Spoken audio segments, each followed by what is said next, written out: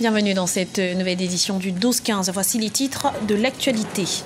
La libre circulation des biens et des personnes, condition sine qua non pour une réelle intégration régionale en Afrique centrale. Pourtant, elle peine à être effective face aux réticences de certains États. Encore 17 milliards de francs CFA à mobiliser pour le financement des élections au Burkina Faso.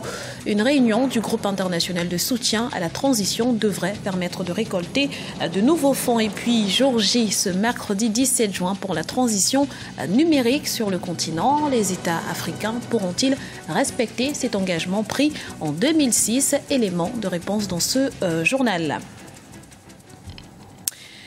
Mais avant de développer ces titres, nouveau rebondissement dans le processus de paix au Mali. Le gouvernement et les rebelles de la coordination des mouvements de l'Azawad ont récemment signé un arrangement sécuritaire qui prévoit le départ de la MENECA des groupes armés pro-Bamako. Seulement voilà, après une visite de terrain ce mardi, les groupes armés pro-gouvernement ont annoncé qu'ils ne quitteront pas la ville.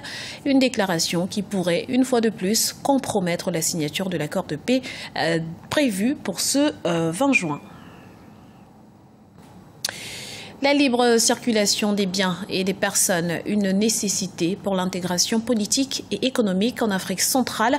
Or, malgré les efforts des gouvernements, certains pays membres restent réticents face à la suppression des visas dans la sous-région. Les détails avec Idelette Bissot. La libre circulation des biens et des personnes, un idéal loin d'être atteint en Afrique centrale. Pourtant, les chefs d'État et de gouvernement sont dans la dynamique d'une intégration sous-régionale. À travers les différents conclaves, la problématique de l'intégration revient avec acuité. En mai 2015, les 6 pays membres ont échangé sur l'urgence de faire de la libre circulation des biens et des personnes une réalité. Une vision politique qui fait l'objet de réticences par certains pays membres de la CEMAC. C'est vraiment regrettable de voir qu'en Afrique, s'il y a question de déplacement, on doit payer le visa. Nous, peuple, nous demandons simplement que les politiciens, les politiques, qu'ils revoient un peu cette manière de faire les choses. Le visa, une pièce indispensable pour aller d'un pays à un autre, reste un frein à l'intégration sous-régionale en Afrique centrale.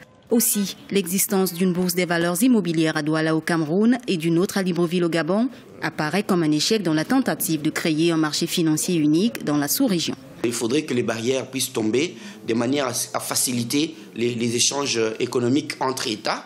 Et lorsque les États feront les bonnes affaires, je crois que cela améliorera aussi leurs relations politiques. Avec une population estimée à plus de 44 millions de personnes, un taux de croissance économique de 4,6, un climat favorable à l'agriculture de grande consommation et un sous-sol riche, l'intégration sous-régionale, selon certains observateurs, est un atout indispensable pour l'essor économique en Afrique centrale. 17 milliards de francs CFA, c'est la somme qui manque au Burkina Faso pour l'organisation des futures élections censées mettre fin à la période de transition. Pour combler ce déficit, l'État burkinabé mise sur ses partenaires financiers, notamment Ibarra Ndiaye. Le Burkina Faso à la recherche de 17 milliards de francs CFA pour l'organisation des futures élections. Le gouvernement avait annoncé avoir besoin d'environ 60 milliards de francs CFA pour l'organisation des futures élections. Le pays avait lancé un appel à ses partenaires pour lui venir en aide. Si des réponses favorables ont permis de faire un pas vers l'organisation des élections, il manque encore aujourd'hui 17 milliards de francs CFA. Une réunion du groupe international de soutien à la transition s'est tenue il y a quelques jours en Afrique du Sud.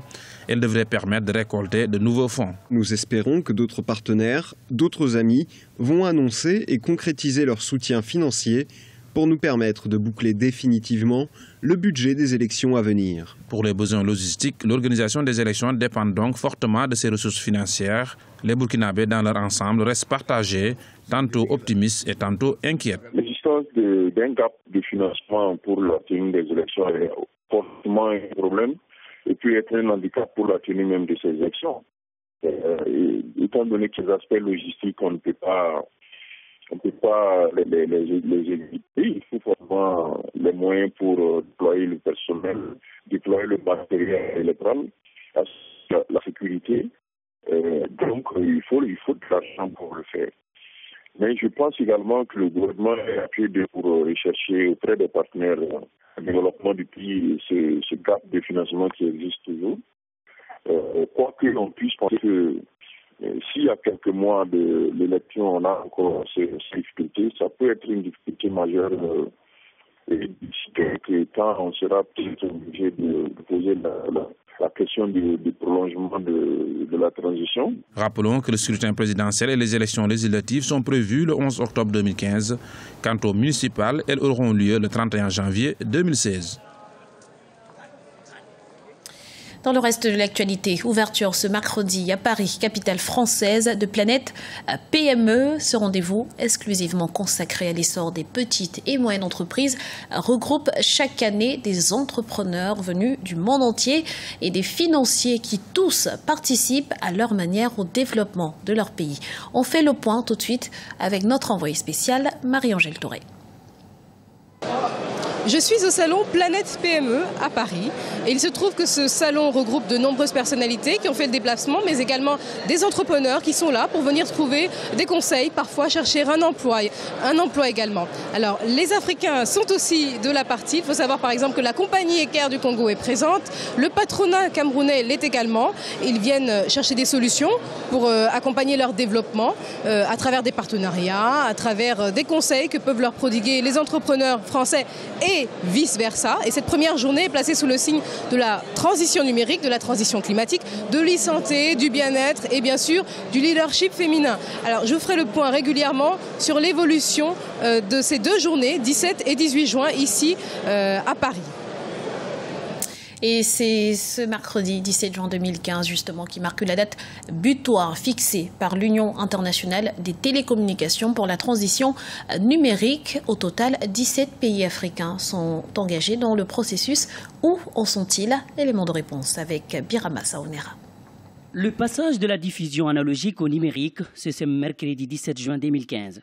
Date butoir fixée par l'Union internationale des télécommunications. Au Sénégal, l'objectif est atteint. Cependant, des mesures sont prises par les autorités pour accompagner cette transition vers le numérique. Environ 800 000 décodeurs seront mis à la disposition des Sénégalais pour la première phase de cette opération. Dès ce soir, nous allons lancer le simulcast, c'est-à-dire la diffusion simultanée du numérique et de l'analogique. Nous allons poursuivre justement cette diffusion numérique et cette diffusion analogique jusqu'au moment où la totalité des populations auront accès au signal et au décodeur. Nous sommes obligés d'accompagner les populations, c'est-à-dire de faire cohabiter l'analogique et le numérique toute la durée nécessaire requise. Le jour où on sera assuré que la totalité des foyers sénégalais disposent de leur décodeur, en ce moment seulement on fermera l'analogique pour basculer définitivement vers le numérique. Si le Sénégal s'organise et est bien en avance dans cette révolution technologique, d'autres pays par contre sont encore au tout début du processus. Des pays comme le Mali par exemple ont opté pour une solution satellitaire avec des décodeurs hybrides TNT et satellites. La République du Congo fait partie des pays qui ne pourront pas respecter la date fixée pour cette transition vers le numérique. Une avancée technologique qui nécessite des investissements conséquents. Dire que nous sommes prêts, non, on n'est pas prêts parce qu'il faut un certain nombre d'équipements et il faut un investissement. La télévision numérique terrestre est une nouvelle technique en matière de télédiffusion fondée sur la diffusion des signaux de télévision numérique par un réseau de réémetteurs hertziens terrestres. Le plan de la transition de l'audiovisuel analogique à l'audiovisuel numérique a été adopté lors de la conférence de l'Union internationale des télécommunications qui s'est tenue à Genève en juin 2006. C'était le journal de la rédaction. Nous vous remercions pour votre fidélité. Retrouvez dans un instant une nouvelle édition de l'information sur Africa 24.